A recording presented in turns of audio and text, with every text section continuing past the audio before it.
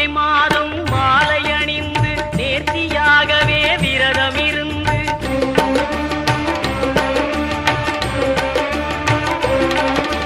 பார்த்த சாரதியின் மைந்தனே உன்னை பார்க்க வேண்டிய தவம் இருந்து